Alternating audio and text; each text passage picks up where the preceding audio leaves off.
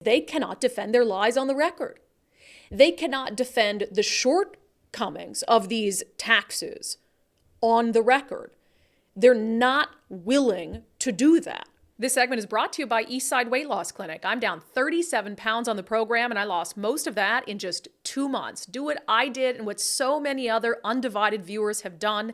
Schedule your free 15-minute consultation today at eastsideweightlossclinic.com. Democrats are sly dogs. I mean, they really are smart. When you look at the Democratic majority in Olympia, the way that they choose to frame the initiatives, the lies that they tell about the initiatives, they know what they're doing. And they're in the majority for a reason. And so while I am happy to hear that they are going to give hearings to 3 of the 6 Let's Go Washington initiatives, make no mistake, they are very crafty in the ones that they have chosen to hold hearings on, and more specifically, the ones they have chosen not to hold hearings on. So these 3 Let's Go Washington initiatives are going to get hearings.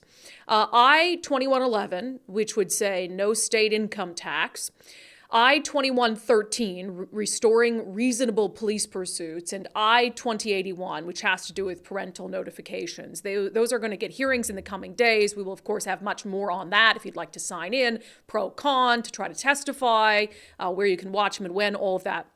But, these are of the 3. I think Democrats were in a tough spot where they were going to have to hold hearings on some of these.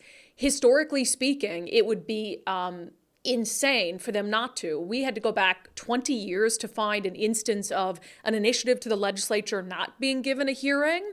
And so for them to, if they had ignored all 6 of them, it would have been purely political.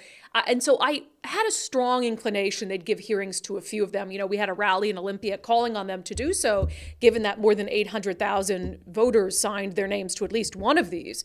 So they choose these 3. Here's why I think this is smart. We'll get into the ones that they're not going to hold hearings on.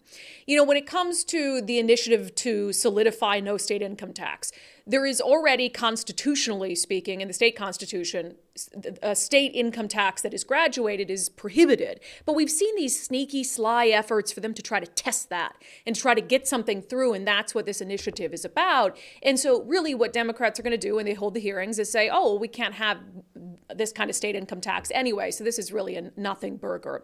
On parental notification, the parental notification initiative doesn't per se repeal any existing law. It sort of puts a flag in the ground saying parents are the primary stakeholders in their kids' lives. And as Olympia moves on to craft policy that has, as we know, gone in the direction of eroding parental rights, Initiative 2081 will become more and more important. But it doesn't repeal something where there's a lot of money coming in attached to it, et cetera. So there's not a lot of risk involved, I don't think, about them holding a hearing on that. And then restoring reasonable police pursuits, there's already a lot of bipartisan support for doing that in Olympia. There's a bill this session to restore reasonable police pursuits closer to how they were before Democrats went off the deep end after 2020. And so again, because there's some Democratic support to do that, it's not a high-risk hearing for them to hold. Now, the other 3 initiatives would be very high-risk hearings for them to hold, and that's why they're not doing it. So the 3 initiatives that they have said we are not going to hold hearings on, we're just going to let this go to voters, are Initiative 2117, which would repeal the Climate Commitment Act, and stop this gouging at the gas pump that we're seeing in the name of climate change. Initiative 2109 would repeal the tax on capital gains, and Initiative 2124 would allow citizens to opt out of the state-run long-term care program. So why not hold hearings on these 3 initiatives? Because after all, holding a hearing doesn't mean that you have to sign it into law. There are a lot of times historically where the legislature has held hearings on initiatives to the legislature and then they didn't sign them into law. They didn't pass them. So what would be the downside? Well, all 3 of these specifically have a lot of money tied into them.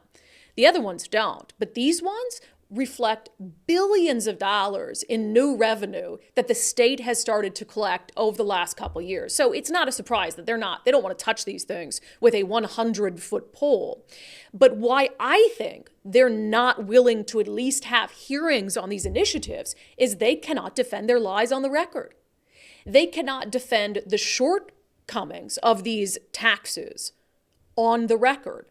They're not willing to do that. And we're going to get into some of the lies that they've been told, but here is Senator Andy Billig, who's the Senate Majority Leader, talking specifically about why they're not going to hold hearings on repealing cap gains and repealing the CCA. Capital gains tax and the Climate Commitment Act, I think we can definitively say we're not going to have hearings on these two initiatives that roll back progress and really would harm our state. The capital gains initiative, if it passed, would devastate our funding for childcare. We have a childcare crisis. We have bipartisan support because it is so important on so many levels. It's important for parents to be able to go to work. It's important for businesses. And most importantly, it's important for those kids to get the improvement and the start in their lives in a way that is so evidence-based, will help them through their entire life if it's high-quality childcare. So that's one. We just simply cannot do a $5 billion cut to that. And then the Climate Commitment Act, which I know others will want to talk about, but we're not, our state is not, and the legislature is not going to take us backward on a policy that invests in our state, protects clean water and clean air, and protects our planet. And it's a leadership position for Washington State in our country, in our world, and it would be a huge mistake to go in reverse. So we're not doing that. But here's the thing. Why can't you make those arguments at a hearing? Again, the hearing doesn't mean that you have to pass the thing. Nobody is expecting you to repeal some of your proudest accomplishments. But if you believe everything you said, and if those are the strongest arguments for not repealing the Climate Commitment Act, for not repealing the tax on capital gains, for not, making the long-term care tax optional, then you should be more than happy. You should be excited to hold a hearing and to vet all of that out in the public realm and to have people come in and testify for and against, and then you can challenge the people who are against it. But again, that's not why they're not holding a hearing. They're not holding a hearing because there have been so many lies told about those three initiatives that to have those lies play out in a formal hearing would not be good for Democrats. And it would also undercut some of the narratives that they are going to rely on to get voters to reject those initiatives in November. I mean, Governor Inslee has continued to say that the CCA isn't increasing gas prices, which is just a demonstrable lie. His own staff has said that policy is designed to increase gas prices. Imagine that conversation playing out in a hearing. What are Democrats going to do? They're going to be challenged on that. They're going to be challenged on it in a hearing, and they can't commit to Inslee's egregious lie on that on the record for something that's so deeply unpopular like increased gas prices. And then you look at some of the other things that have been said about this. Manka Dhingra, we played this clip where she's talking about these initiatives will, take our state back so many years. The state of Washington is at risk with these initiatives, and we will be taken backwards by decades on the great policy that we have actually made such great improvements on. Yeah, Democrats can't say that in a hearing. Democrats can't in a hearing say that any of these initiatives will take our state back decades because they reflect revenue that the state just started collecting over the last year or two. I mean, heck, long-term care, they just started taking money from paychecks in July. The Climate Commitment Act, the carbon trading auctions just began at the beginning of 2023. It's only been just over a year. They just started collecting capital gains revenue in the spring of last year. It hasn't even been a year. So they can't continue to spread lies like that in a hearing. Most certainly not.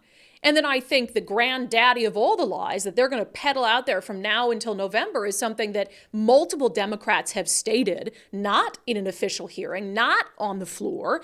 Emily Randall is one of them, where she talks about, this is just about one rich guy, Brian Haywood, trying to get out of paying taxes.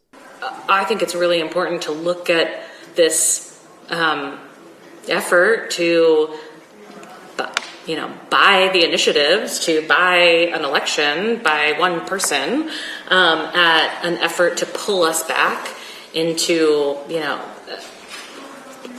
holes that we saw in the last recession that we've only just started to dig ourselves out of and invest in communities. Yeah, you say that at any of these hearings. You give any of those three initiatives a hearing, that falls apart like this.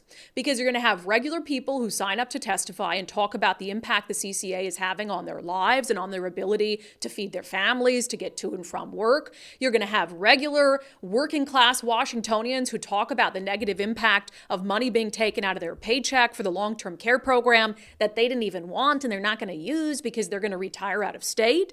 And with capital gains, you're going to have expert witnesses who testify and point out all the times already that Democrats have tried to reduce the threshold for who should have to pay a tax on capital gains. And they're going to show through that this initiative is necessary because it's not just going to be about the richest of the rich people having to pay through their teeth. It's going to be about all of us. And eventually, anyone who sells a house in Washington state, they're going to want to pay a tax on capital gains for the proceeds from the sale of your home.